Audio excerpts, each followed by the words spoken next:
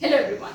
You learned about how economics is a subject which studies allocation of limited resources to gain maximum benefit and satisfy our unlimited wants. Now let me take you a step further.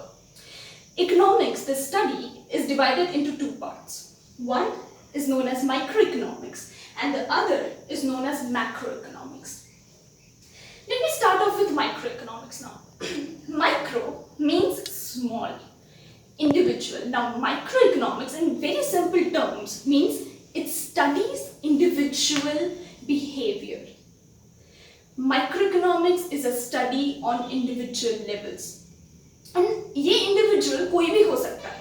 It could be individual consumers, individual companies, individual households, or even individual firms. Let me give you a very basic example.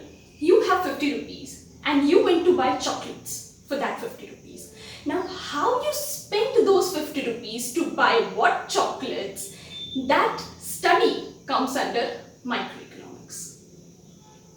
Understood? Let me move on to macroeconomics. Now, macro means large. So in simple terms, macroeconomics is a study of society as a whole. It studies aggregate parts. For example, macroeconomics studies aggregate households, more than one households, more than one consumers, more than one companies, and more than one firms. Another basic example, study of one individual's income comes under microeconomics, whereas study of all the individuals in our whole country, that is national income, it comes under macroeconomics. Now what is micro and what is macro also depends on how you look at it. For example, a very basic one, study of unemployment rate of our whole country is a part of macroeconomics. But study of unemployment rate of Gujarat as a state is microeconomics when compared to the whole country.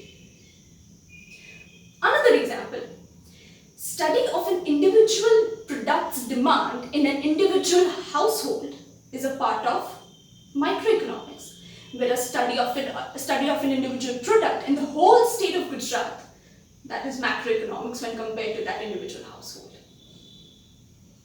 Is that clear? Now, there is one small thing to keep in mind, that both macro and microeconomics are interrelated. दोनों एक दूसरे पे effect करते हैं.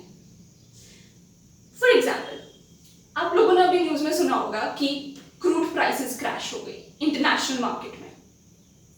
अब when the crude prices crashed, that study comes under macroeconomics. But जब उस incident से इंडिया के ऑयल प्राइसेस पे इफेक्ट हुआ, that is a part of microeconomics.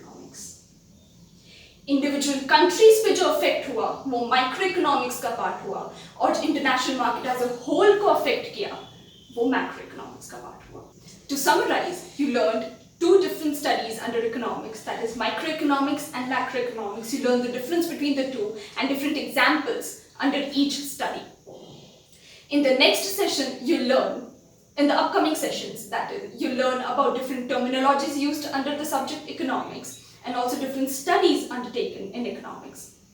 You'll also be learning about how you present information in economics, that is relationship between economics and statistical information, the importance of statistical information, the importance of presentation of data under economics. Thank you.